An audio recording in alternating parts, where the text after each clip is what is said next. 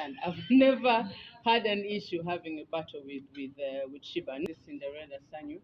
Abasinga mumanyinga the king herself Cindy Biebe. Kiddawa kiyamba ani kikosaani ani adduka mu geemu eno. So mwebale nnyo okujja olwaleero. One more time amanya gange nze Cinderella Sanyu. Abasinga mumanyinga the king herself Cindy Biebe. Bayise wano olwaleero okulangirira concert yange. I started natandise okukola about a month ago, but abasinga abadde tebakimanyi. So nze ne ttiimu yange ne tusalawo nti a good way okulaunchinga nti I might come back after about 2 years of not releasing music. Yalibadde ntukolera like a comeback concert. So kyenziza okulangirira olwaleero era mwebale nnyo okujja okubeerawo. So concert yange egenda kubeerawo nga 15 omwezi ogwa September. We've been looking at different venues, but news we nafunye from my team this morning was like venue eriwo enene at the moment eri gundi Agibes Kololo airstrip right now, which is available. So the bookings have been done and we are all set for 15th of September at Kololo airstrip. This very year, 2023. Oluvannyuma n'okulangirira okwo 15th September nga bw'otugambye lwe lunaku okuli Yolo Festival ya Sheebah mu kifo kyekimu, that's Kololo. I heard about Sheebah ina Yolo Festival, the same event. Naye ttiimu yange bagenze okukebera. The date was available and the venue was available. So we booked it. So ebirala simanyi. Nze kyemanyi za ttiimu yange ya bookings and we're all set for 15th of September. Kyemba mmanya mu bintu byaffe by'endongo, it's not about what you say, it's what you do. Oyinza okulanga concert naye oba nga tutaddewo ssente on the venue oba tukoze eki togibookinze. So my team was early enough and the venue has been paid for, so we are all set to go. 2 years back, that was the Boom Party concert. Yes. At this time around, this is a comeback concert. Nadi releasing audio and the video is coming out soon. Or remember on Fire. So to try to debating anything, I'm like to get a fire concert. Say what to just a comeback concert. So a poster is enough for me and you'll have a final poster. But I wanted people to know early enough what would they really or would they turn. Yeah, so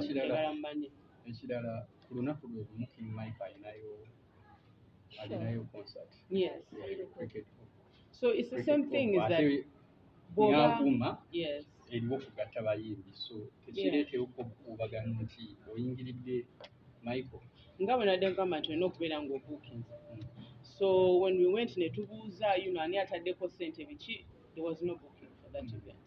So olunaku whoever has at the only certified show eriwo nti has been paid for and everything, that is just my concert on the 15th of September 2023.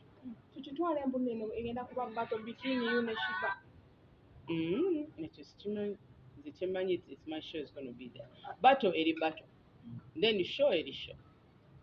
So unless otherwise, it's.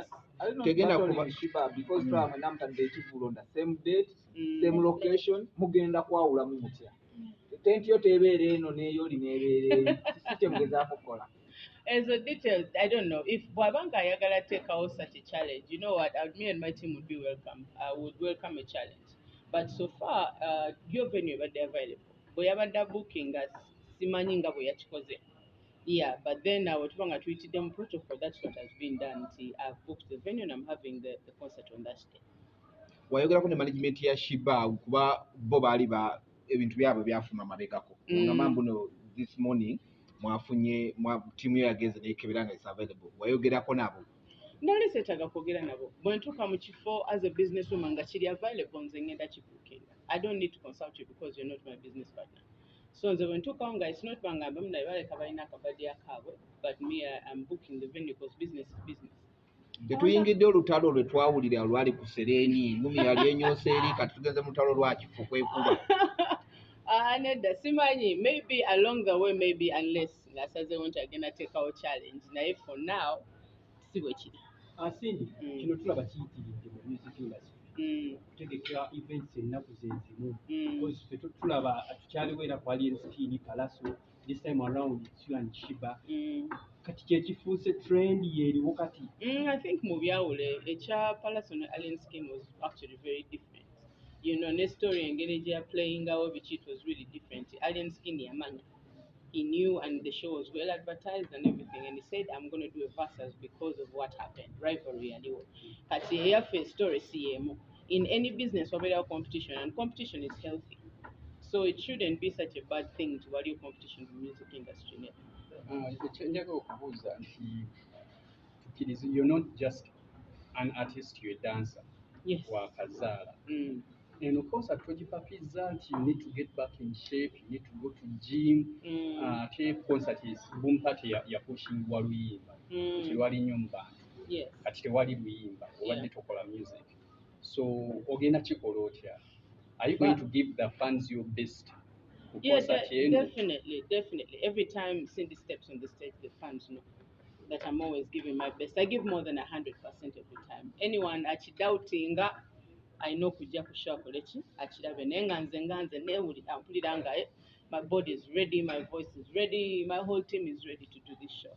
So we're going to do it. And then ekirala about having a song, I think Brandia, the King herself, yayitawo ku levels ezo nti nina okulanga oluyimba okulanga show. Now people trust the brand, whether there's music or no music. It's just about Cindy, and someone will come and watch Cindy, whether it's old music or new music. From my side, that is how we feel, and that's how we are doing the show. Try to know engeri y'okulaunching Cindy back into the industry nga tetugiraba. We didn't do, and we have to do it in a big way, and for us that is the perfect place to chip. Abantu abasinga tebalowooza embuno buno bugenda balutalo wakati wo ne Sheebah kubanga mufudde emabegako eri emabega era nga ebigambo bingi mulinga batakwatagana. Jukira ali mu federation ate gwe oli president eno eri vice president. Abantu tebakitwala embuno muteekawo olutalo lwa ddala. Olutalo si lubi. You understand? Having a battle is not a bad thing. Olutalo lwo si lubi. Kasita most kubanze ne Sheebah would never physically exchange blows, because that would be bad. Violence is not good. But olutalo lwa industry, olutalo lwonna olwa business is not a bad thing, because ba consumer bafuna, you know, companies wazirwanagana. That means the quality air product ebe inogenda waggulu if they are fighting. So the battle situation is actually not a bad one. Yes, so bwebanga bweri mwali badde musanyuka, you know, it would be a good thing for it to happen. It's not a bad thing.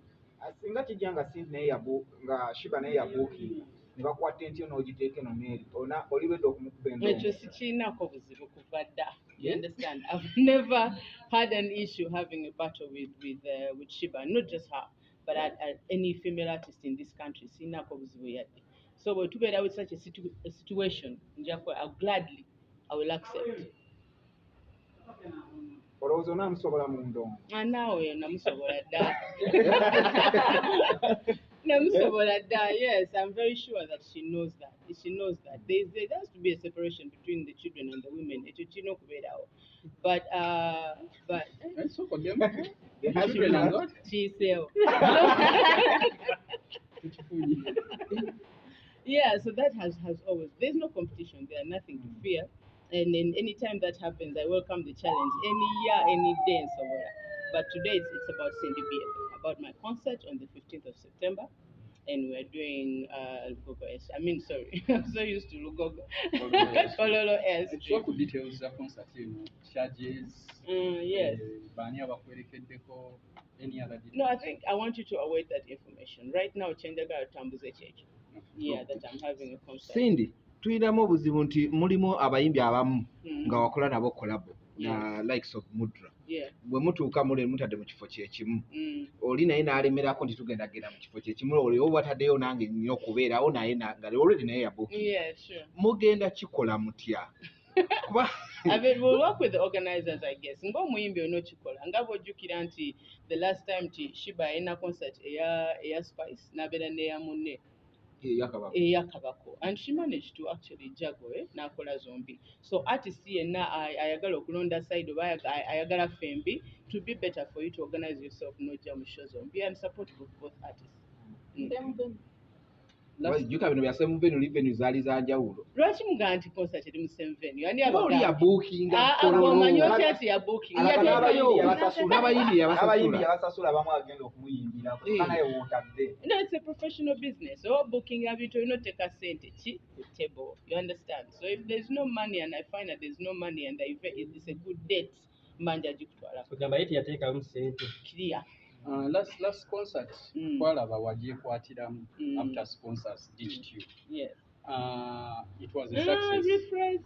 Okay, after I didn't get sponsors for that show. You didn't get sponsors. Actually I had sponsors, but there were few sponsors. What happened with my Boom Party concert is I had the money to run that concert. Okay. So I didn't have the time to run around looking for sponsors.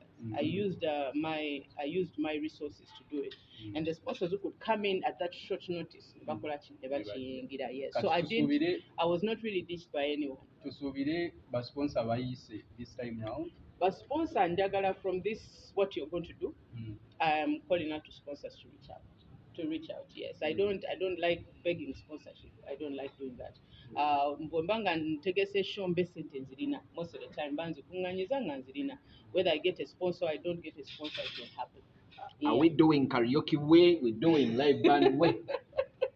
These are the king herself. Definitely music must be live.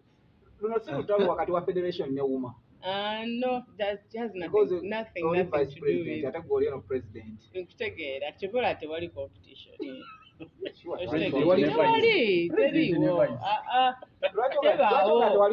Yeah, because if you're going to take it that side, it has to be president and president. President Wankole as musician federation association. Yakola association eyiye. Yeah. Kati association ebaddewo wiiki 3 tesobola kubisanya n'association ebaddewo emyaka 8. You understand? It's unfair. So that cannot happen neither. So competition teri bwekyo neither. Lwaki olowooza nti tewali muyimbi mukyala asobola kuba tolinga? Sirowooza nkimanyi because ngaba artist aka munaye munjogeza ne mufaananya ng'omuntu omubi naye ng'ekimufu mukimanyi. Because omuntu yeetaaga akimanyi ali eyo. Ne bafemale artist bakimanyi. Teri atamanyi. Because omuntu alaba Sheebah ng'alaba byendongo. Alina zibayinamoosi, alina zaani akubye n'alowooza nti endongo agirina naye bw'oba tasobola kuba tolinga. Omanyi ffenna tuli baakabi nga tuli ffekka. Buli omu bw'aba mu kingdom eyiye waakabi. Until they put you versus somebody else wotegeera weaknesses zo kitegeera. So a lot of female artists have been watching me perform and I watch them perform and they know there's just no battle out. We all support for each other, but an actual battle, song for song, performance for performance, all with the king herself. If you talk about Sheebah's performance, yes. It's interesting to watch. She's very entertaining. Yes, absolutely. She's very entertaining. Yes, but we got our movie now. A little bit of this and a little bit of that.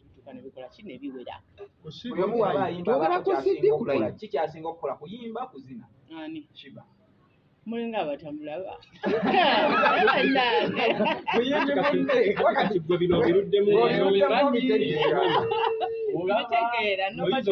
You have to look at the industry in Gabwedi. A lot of the female artists cannot really sing, but a lot of the female artists dress really well. By maybe bagifudde ko tije kabulungi nasobola okubanga asobola okutwakinga okona dance. Nabuzabuza embeera bwatyo ne binyumirayo. A lot of female artists bali bwatyo. So female artists like me, asobola okuyimba, asobola live, and then they can dance and then they can perform. We are very few. So we are dealing with an industry which is like that. So it is okay, and it moves the industry every day. So the little effort that they contribute to the industry. Now your way. So in short term, that why not dance? Sikitegere ekintu ekyo. Ne mubakazi anagezaako. Ani agezaako kola ki? I miss Grace Nachimera. I miss her because she could sing, she could perform. She could put up a really good show and live, Talina we are with just the drums there and her voice, and it was powerful, it was amazing. I miss her. And there's never been anyone after that who can really level up. Yeah, Karokasita mwana wine. I don't compete with kids. No. I nurtured her, I raised her into the amazing artist that she is right now. And that's amazing. I cannot just start competing with her. No, I can't do that. But Wininoji is good. She's also a young brand compared to me. If you have to give percentage between you and Sheebah, is there more percentage? In terms of percentage. Percentage. Kisinzira tutunulira ki? You understand? Byonna bitunuulire kuba enyambala almost. Tutunulira live band. No, let's look at what she's amazing at. She's amazing as a businesswoman. You understand? Ogambye byonna. Last time wamugamba tajja leeta nyumba ku stage. Tusoose birungi. She's an amazing businesswoman. The little talent that she has built it into an empire. You call it little? Yes, it's very little. You have to respect that. You have to respect the fact that omuntu aze with something small, n'akigeza nekifuuka ekyakabi, and that everyone should respect that. A lot of women have so much talent, much more than her. Naye nga sente takoze eki. Alemedde okukola business out of it. So the little that she has created an empire out of it, and that I respect. Yeah, but that's pretty much it. The music percentage. Music percentage. Tubireke.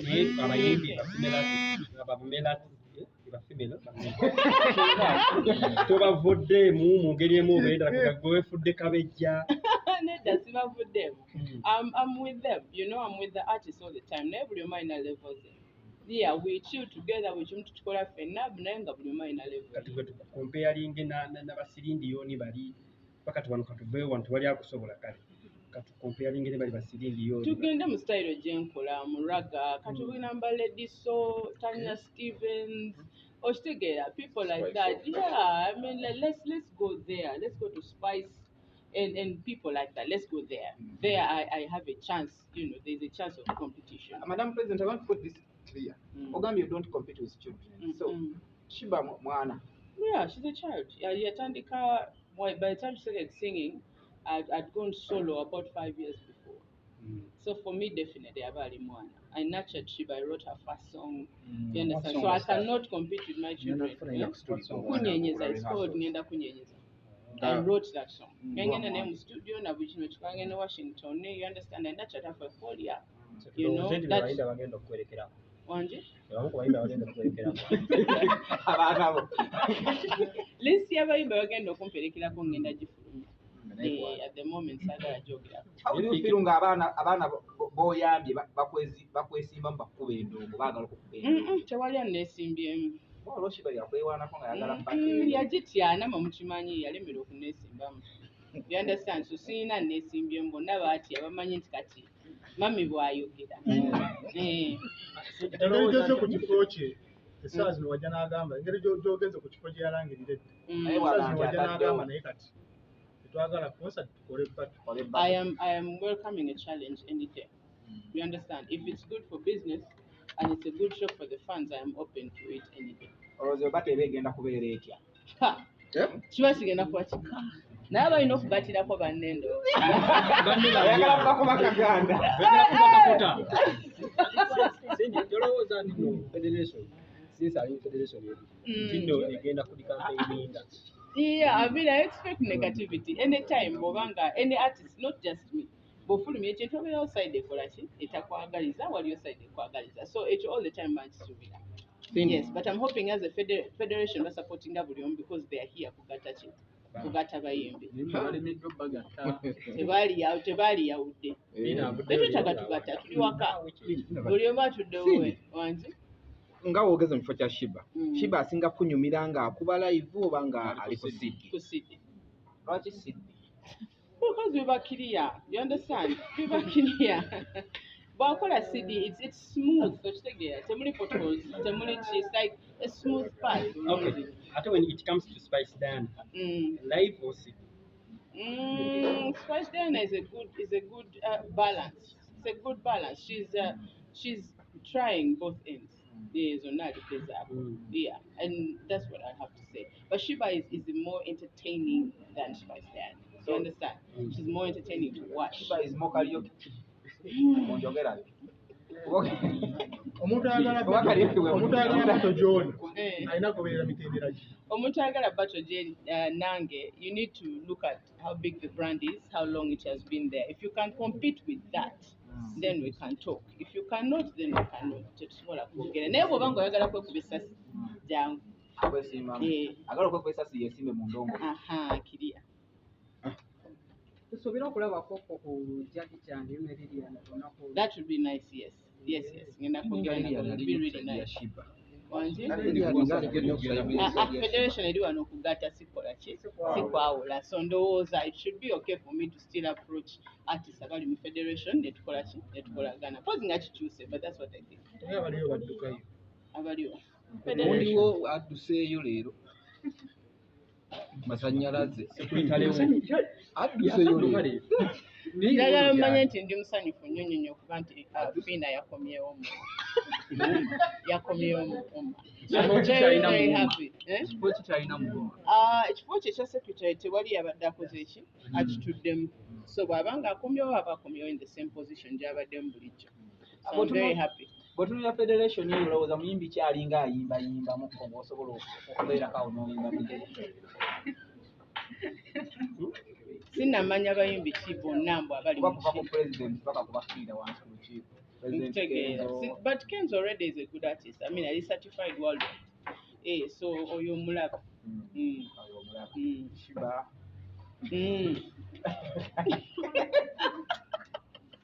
N'abalala gye bali tutambuza industry ffenna abakabi n'abatali, you know, aba live aba karaoke ffenna tutambuza industry every day.